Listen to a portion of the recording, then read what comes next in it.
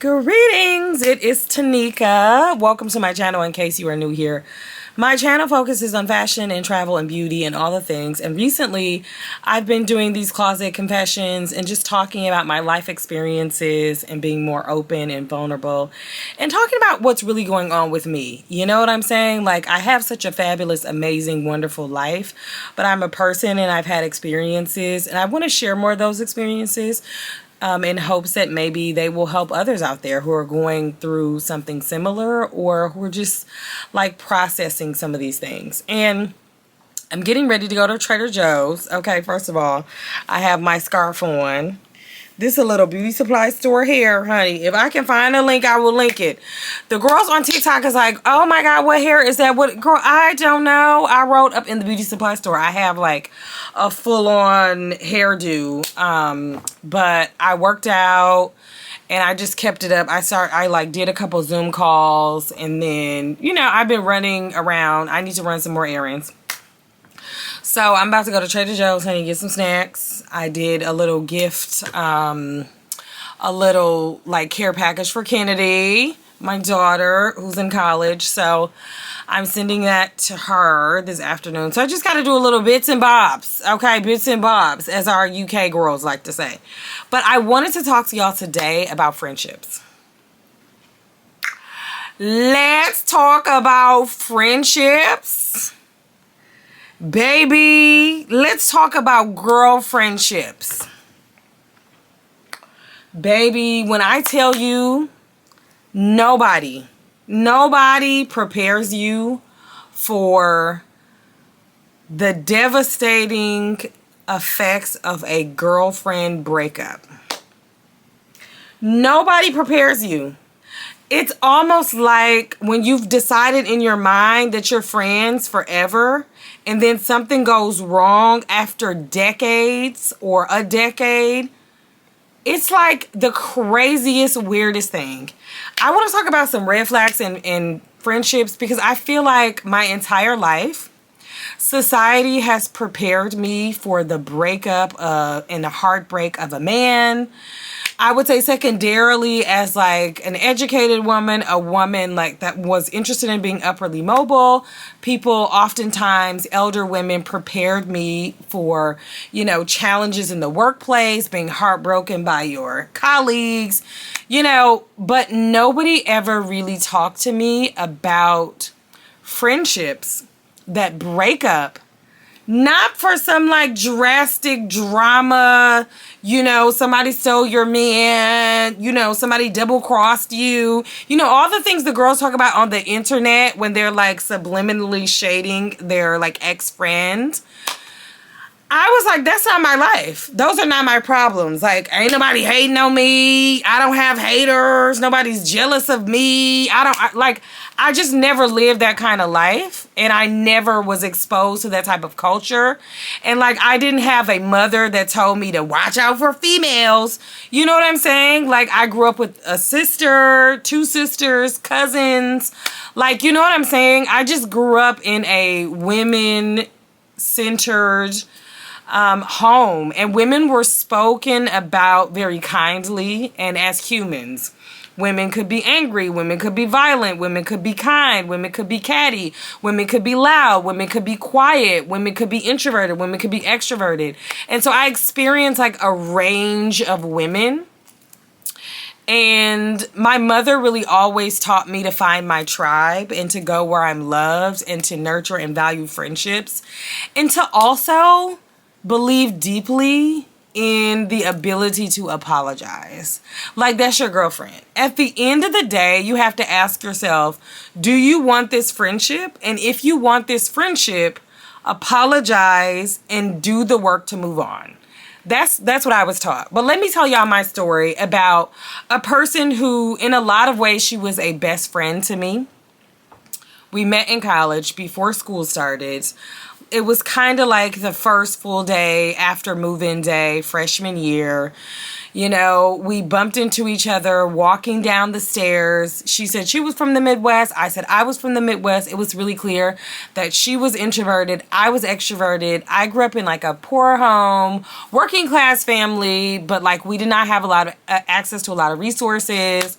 Right, like I got my hair done twice a year. It was on my own dime, right? Like she would get her hair done. She would shop at Nordstrom. But like I didn't actually notice those things about her at all. Those were things that I happened to learn about her. I grew up surrounded by poor black folks, and so we didn't necessarily call ourselves poor black people. That's just who we were, right? Societally, but like we were happy and we were content and we learned to have values and respect for ourselves within our community. And so when we went outside of that community, I don't think I really knew that I was being judged in those kinds of ways. I felt very much at home at my historically black college. We met, we hit it off right away. I liked a boy. No, it was not Mr. B. He was like in a fraternity. He was cute. You know, he had a boyish face. I didn't really like boys, you know. I wasn't checking for them. I was terrified, honestly. My mother told me, like, you know, no pregnancy, you know, no, none of that, no foo-la-la.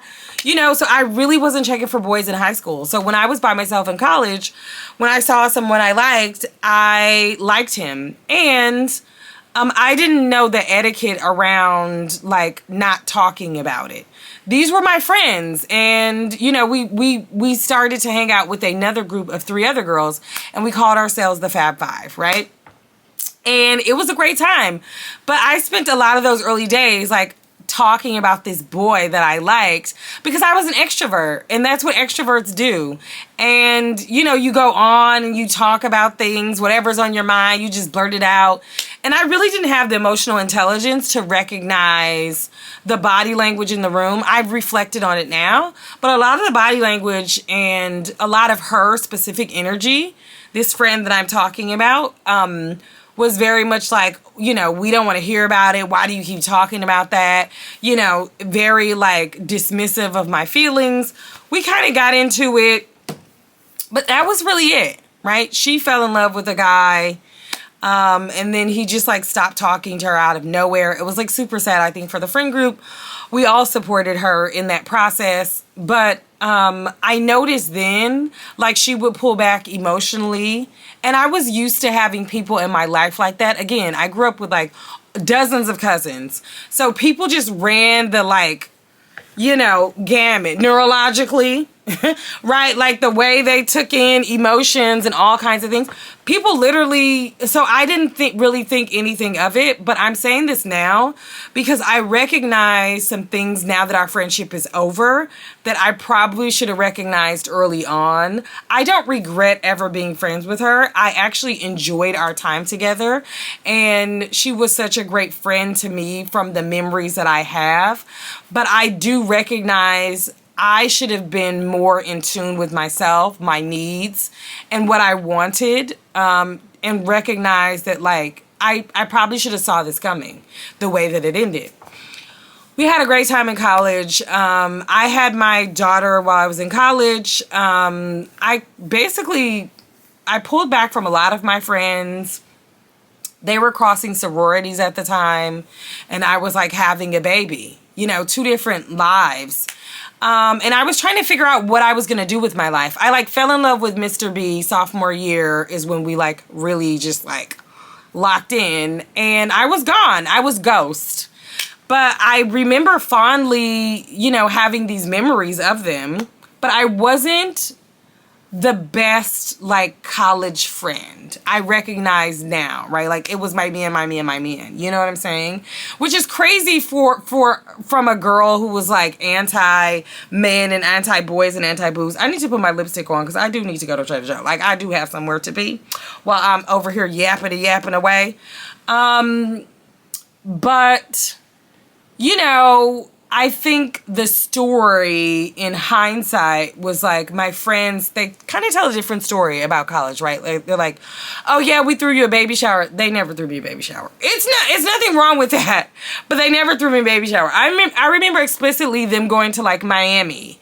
And I had graduated and they were still in school, and they didn't invite me. And I didn't feel anything about it because I didn't even realize if I could go or not. But I say that all to say that I still held them very much in high regard and close regard. I felt like they were my friends. If someone would have asked me who my closest friends were, I would have named them. And I felt like the same for them. But what happened was I literally started working I went to grad school. I started working for the Obama campaign. I went to DC. My life was going crazy fast in ways that I don't think I was like open about. But I still maintained this friendship with the group, but also with this person specifically. And I feel like we got so much closer when we both moved to New York the same year. The same exact time we moved to New York. I think she was either moving from Nashville or like somewhere else, but we moved to New York City.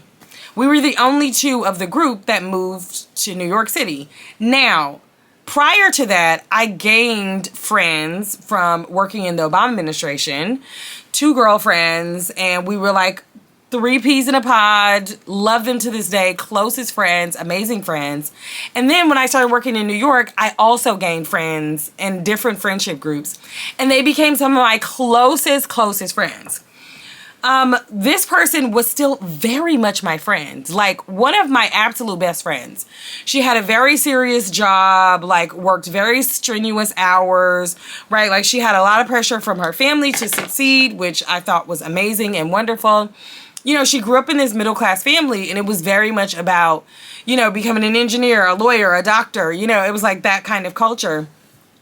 And I appreciated that drive about her, but she was also an artist, and she loved art, and she loved painting. And so she used to have like these art battles and art galleries and like art parties. And I used to always take off work, PTO. I didn't think anything of it. I used to take PTO. I would come do her makeup. I would come take photos. I would help move stuff. I would buy art. I would bid on it. Like, she was my friend. She was my sister. Like, that was my sister.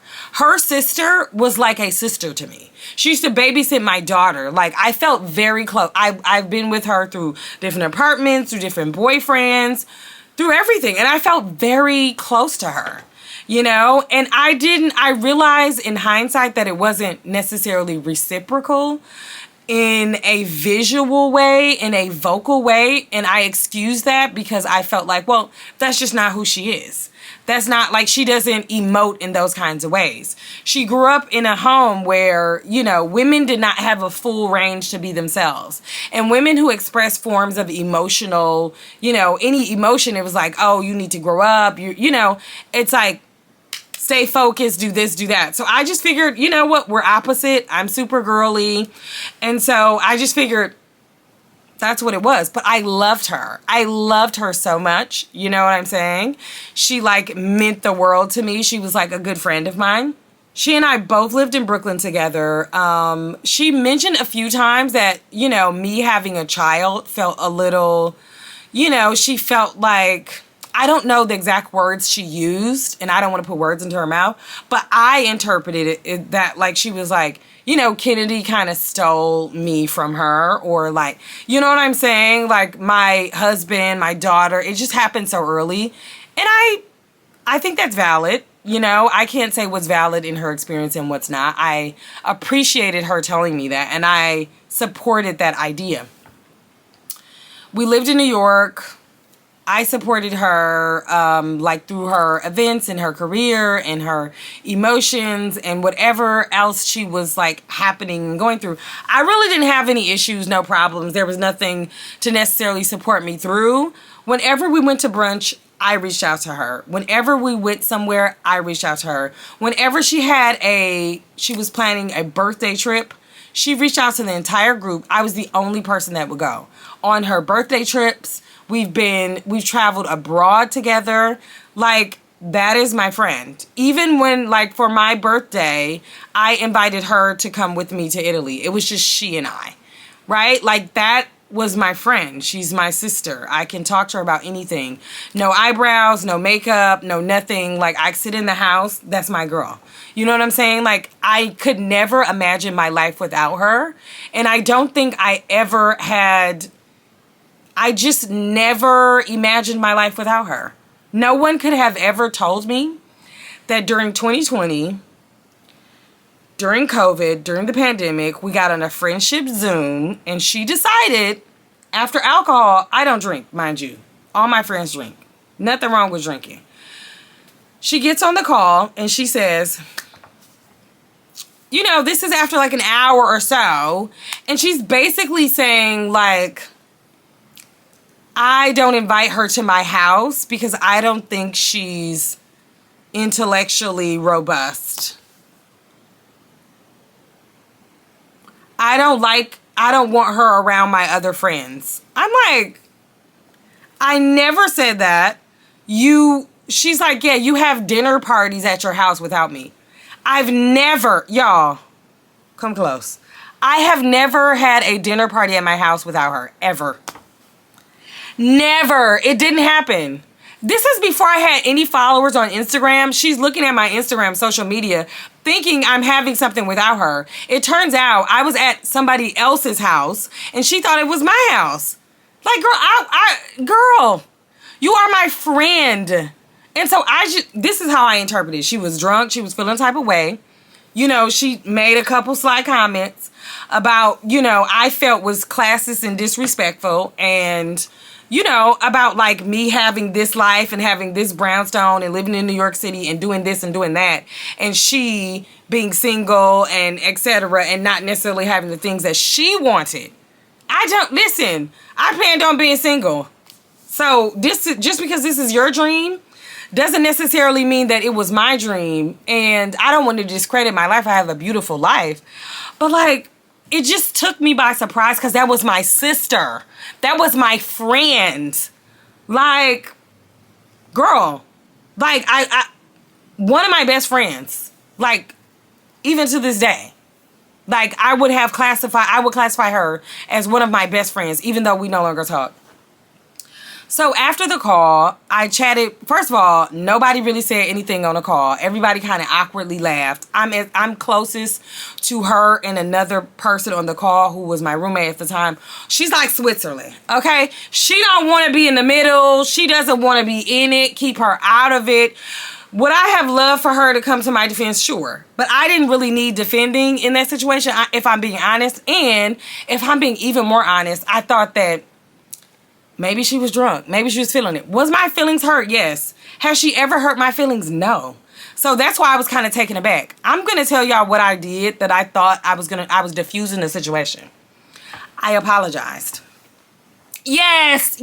I apologized to the friend of over a decade that insulted me while she was drunk, telling me about myself and telling me about things that I did that I didn't even do. Hello? How does that work? But I'm like, I mean, at the end of the day, we're friends. That's what I'm thinking. We're going to be friends after this. Hello? We're always friends. There's nothing to it. She called me the next day. She apologized immediately. I love that for me. I love that for us. I love that for the situation. She apologized immediately. She was like, I'm sorry. I don't know what got into me. I don't know why I did that. Yada, yada, yada. You know, she made the Zoom so awkward that we had to get off. So I'm like, cool. I talked to my sister, and my sister's like, you know what? I just feel like she kind of feeling a way about your life, and she thinks that things are happening because she's watching social media.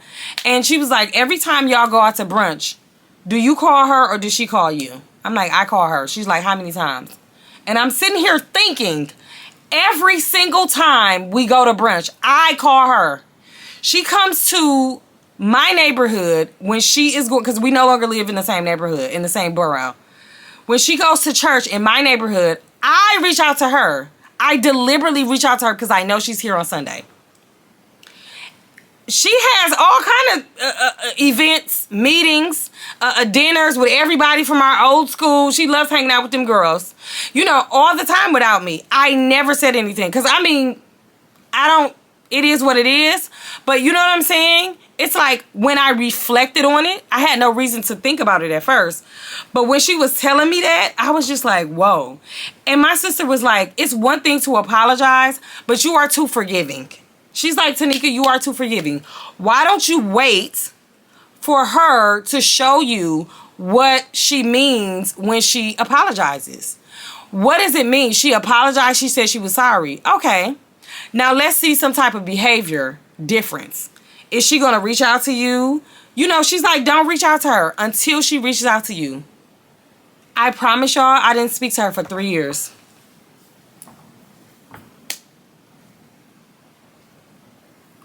It's actually been 4 years. I still haven't spoken to her. In that 4 years, she wished me a happy birthday text. She sent me one birthday text in 4 years. I sent her a birthday text. That was it. My daughter has graduated high school. My daughter has got accepted to Spelman College. We've had so many milestones. I have purchased land in South Africa, a country that we both love. There's been so many milestones in my life that she has not been a part of. She just recently got married. I found out on Facebook, which I never even log on to. I mean, I found out through a mutual friend that she was engaged. But like, we live two totally separate lives now. You know what I'm saying? Like, not speaking. A friend of ours, a mutual friend of ours came in town, part of this group of 5. And she was coming to stay with her. She's single. She's going to stay with her. It is what it is. And she's like, you know, this friend is like, oh, we can go to dinner together, whatever. I'm like, yeah, but I haven't spoken to her. I have not spoken to her in 3 years. And she's just like, oh, what? That's what made her then text me and say, well, I thought we were good. Well, we're not bad, is what I said. It wasn't a knockout, drag out, fallout. But Miss Thing, you have not talked to me in over 3 years. Like, are you crazy? Have you lost your mind? I know in your world you think that's okay, that you just stop talking to people. But like, I'm gonna be perfectly honest with y'all. I ain't put the lipstick on yet. I haven't even put the lipstick on. But I'll be perfectly honest with y'all. If after 3 years, she would have said, you know what? Hey, let's have brunch. Let's have dinner. Long time. We haven't caught up. I would love to da-da-da-da. I would have went. That's my friend. I still saw her as my friend. Like, I literally said, we're not bad on the text message, but we haven't spoken in 3 years. She never responded.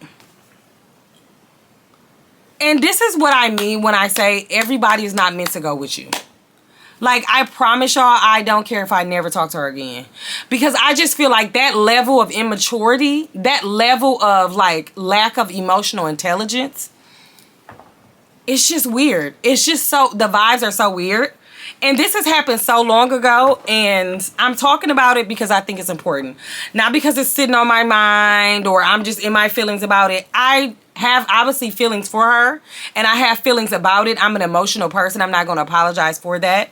She was a friend of mine since college. Over a decade of friendship. Almost 2 decades of friendship. You get what I'm saying? So I'm not going to sit here and act like it wasn't something that I just cannot, like, it's nothing. No, it was something. It was something. And as a person who values friendship, as a person who has literally lost maybe 2 friends, and this is one of them, and this was one of the longest friendships I had in my life,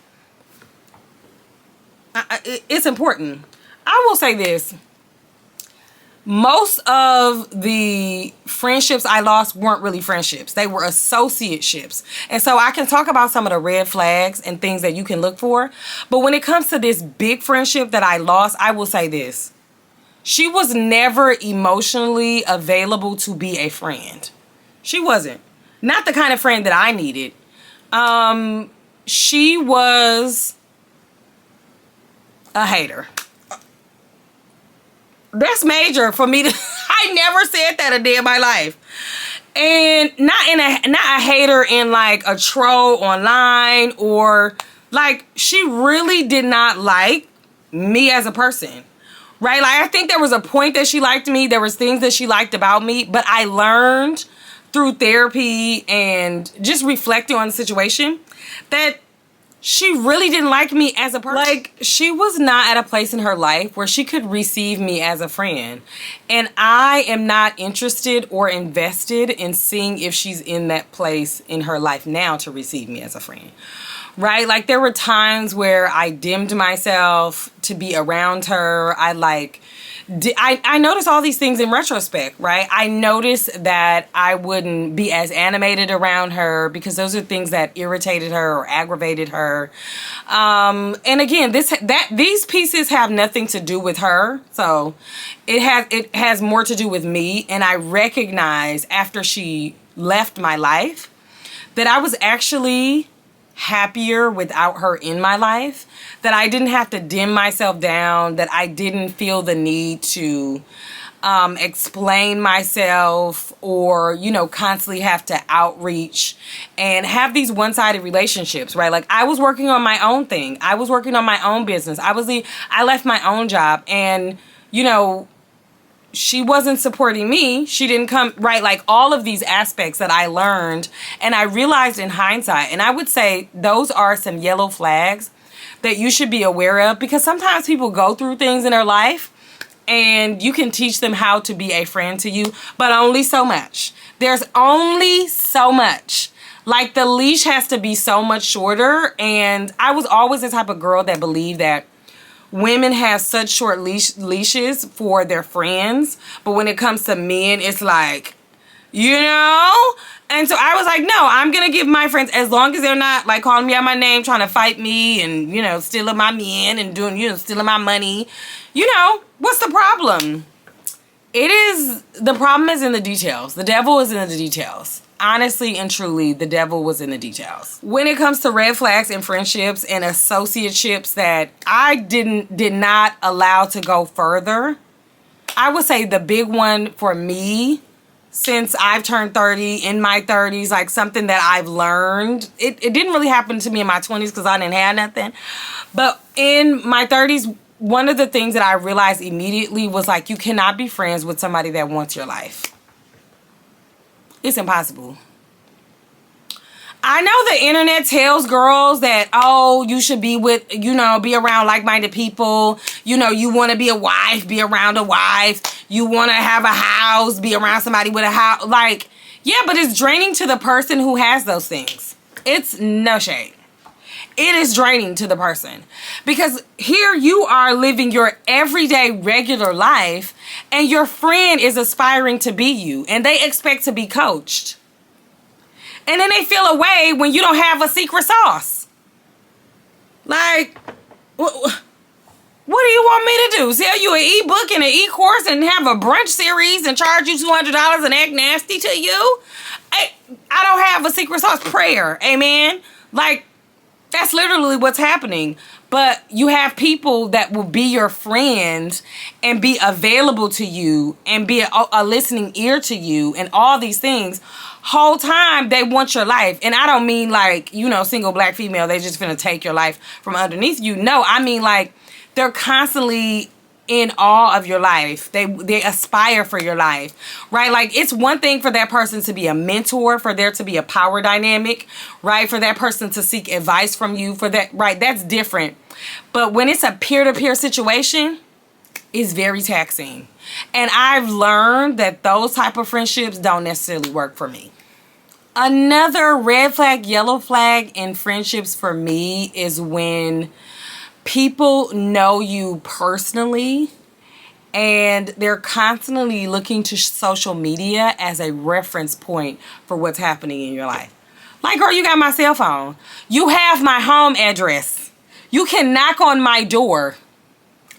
Why are you asking me about something that I posted on social media?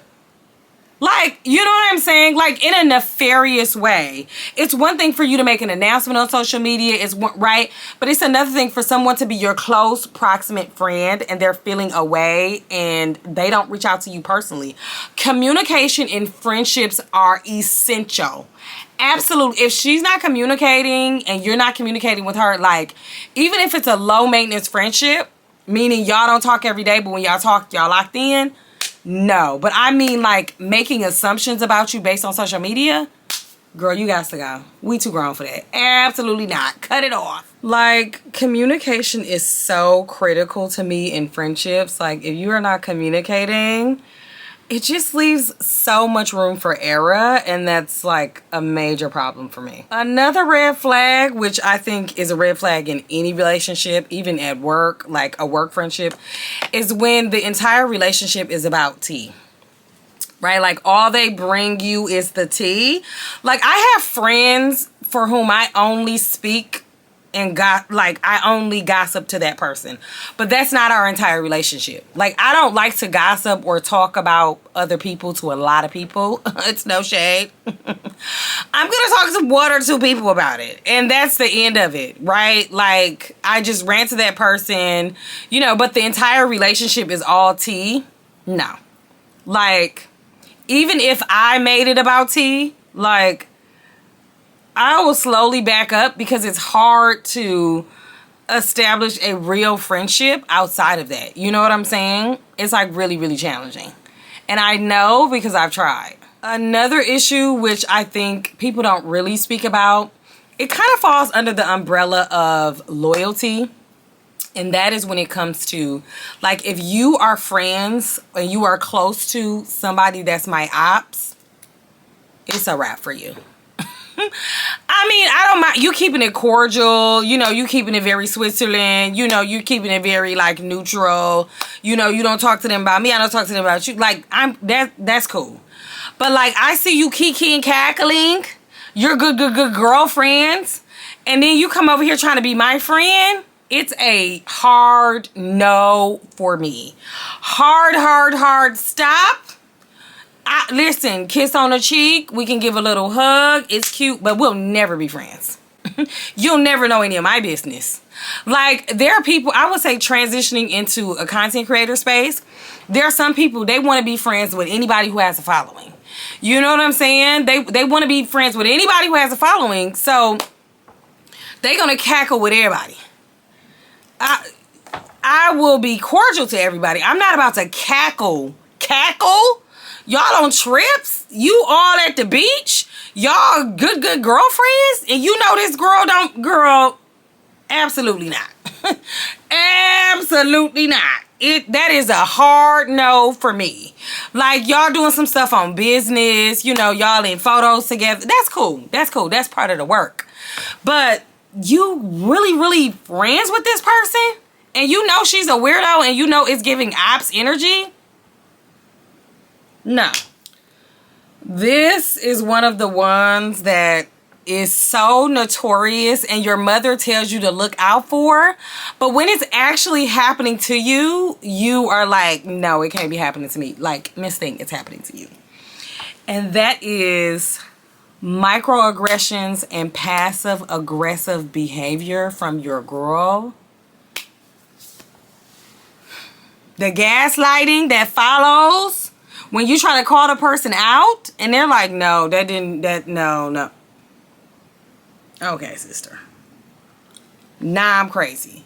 When I think about the friendship, you know, within the story that I told, there was a lot of that. There was a lot of like, oh, we fancy today. Oh, you really went, you balled out with the outfit. It's my birthday and you got that on. You know, it was a lot of that. It was a lot of like poking at girlhood, a lot of poking at expressing, a lot of like making you feel like you did something that was over the top, or, you know, you did the most because they did the least. You know, it was a lot of just like microaggressions, passive aggressive behavior. The thing about this is you want to give them grace because you know the backstory and you know that they might be dealing with some insecurity issues, whatever. But one thing I want to remind you, if you're at the beginning stages of this kind of friendship, is that it slowly actually gnaws at you in ways that you don't actually recognize until it's a little too late, until you start getting aggressive and then you're very defensive in a friendship, you know? And it's unfortunate, but a lot of girls, or many girls who grow up to become women, are socialized. That is how they give compliments or jokes. Right? But it is so degrading. It's like it is covering up their disdain for you. And of course, they don't see it as disdain. You're their friend. But that is how they were socialized to speak to other women. That is how they were socialized to speak. And they don't see anything wrong with it. But again, it's not your burden to not be offended by them offending you. It's not your burden. Like, you tell them they offended you, they don't recognize that, apologize, and correct the behavior. There's only so much you are allowed to tolerate. And it could be no beef. It could be, I think in our minds, we think if it's intentional, if they meant malice, then somehow it would be justified. And so we're like, oh, it's not, my rage is not justified. My feeling of disregard is not justified because they didn't mean it. But it still felt bad. It still didn't feel well. We are allowed to not feel well and tell people that claim that they love us, that they like us, that occupy our space, that want to be around us, that this is not okay. And I think we need to get used to saying that to other girls and girlfriends. And, you know, it just makes for better friendships. And I've seen that happen in certain situations. And people actually apologize and move on and not do it again. I have seen that. With men, no. But with women, I have absolutely seen it happen. Where you say, this offended me. And they're like, OMG. You know, because do you know how much it takes? Especially if you have an introverted friend, a quiet friend, a shy friend, an overthinking friend. Imagine how much they thought about it before they brought it to you. You know what I'm saying? And then for you to gaslight them and say it didn't happen after they know it happened. They know it happened because they sat and thought about it for 15 years. And then they went and asked somebody else and asked 16 other people and they all concluded that it happened. They know it happened. So it's like, apologize, correct your behavior. We're all human. You are allowed to be in this friendship with me as you experience like learning and journeying in girlhood for the first time. We're all experiencing girlhood for the first time. And so, you know, I think that's really important when it comes to friendships. The last thing I will say about friendships that are just like really important to me and no-go. And I say this and people get so offended. But I don't really have poor friends. I know that sounds crazy. It's not a dig on poverty or poor people. We know that poverty is a disease created by the capitalist elite. It is systemic, okay? It is meant to be here generation after generation. Okay, it is systemic, okay? It is capitalist in nature, racist in nature. We know this. But the reason why I say I don't have friends that are poor is because most of my closest friends I have in adulthood. And we met in college, and not saying that everybody who went to college is rich or something. I'm not saying all my friends are rich, but I'm saying that economically, we have all grown out of poverty if we ever were in it, right? Like some of my friends were born into middle-class families, you know, and so they had a good footing in life. Those of us who were born and raised in poverty, you know, we surpassed that, especially in our 30s. And for me, it was really burdensome, very burdensome actually, when I was in my 20s and I was trying to retain friendships that I had when I grew up in poverty, like so from like middle school, high school, and those folks were still poor. I felt bad. I felt guilty. I felt like I did something wrong. I could not understand how someone needed $20 from their friend or they weren't going to eat and their kid wasn't going to eat. I could not even wrap my mind around that. Again, and I grew up poor, but I could not understand how somebody made it to adulthood and had a man and had money, you know, because they worked at a job. They were poor, but you know what I'm saying? I was like, it just made me feel bad. Here I was in Paris and my friend needed $20 or $100 or $200 for rent. Like, it just was so draining. And I think over time, those friendships they just naturally like separated. I still would consider that person and those folks friends of mine, but they're like childhood friends. You know what I'm saying? We just live totally different lives. And it's so sad. It's so sad because you're just like, man, I wish they could have come along on this journey with me. I'm not classist and like, oh, you can't sit with us, or if you can't come on a trip, if you can't buy the money, you can't go, if you can't be at Ruth Chris and SGK and all the things and all the things. No, I'm not like that. But it is a grief. It is a survivor's guilt. It is a level of, you know, it feels unfortunate. It feels like you got fortunate and they were unfortunate, and you want to know the story of how this happened to two people that at one time shared so much in common. But I have learned, like, you know, people online are like, well, what if one of your friends, what if y'all all go to a restaurant and one of your friends can't pay? I don't have those type of friends. I don't. What do you want me to do? Like, I don't live that type of life. That's just not my reality. It was my reality at one point. It's not my reality now. I don't go anywhere with friends that can't afford to be on the trip. That's not how that works. That's not a part of my friendship circle. I'm not going international with somebody who only got $500 or $1,000, or that's just not happening. Right? That's not, people self-segregate economically. In this country and other countries, more than likely you are around people that you are equally yoked with. It's a sad story. I know when you're in your 20s and you feel like you got a couple coins and your friends don't have a couple coins, that's to be expected. But once you break into those 30s, baby, it's a different situation. It's a much, much different situation. And that's just what it is. My friends aren't broke. They're not. Okay, guys. I have gone way past time. I need to go to Trader Joe's and pick up some snacks. I had to drop my daughter's stuff off at 4:25. So I need to run to the post office. This was great. Closet confessions. I would love to do one about the workplace, baby. Oof. I have some stories to tell. I have some stories to tell. Ooh, I could do like a 20-part series, Closet Confessions on Workplace. If you like these kind of videos, please like, please comment, please subscribe. Also hit the bell notification so that you never miss an upload from me. And I will see you in the next video. Bye.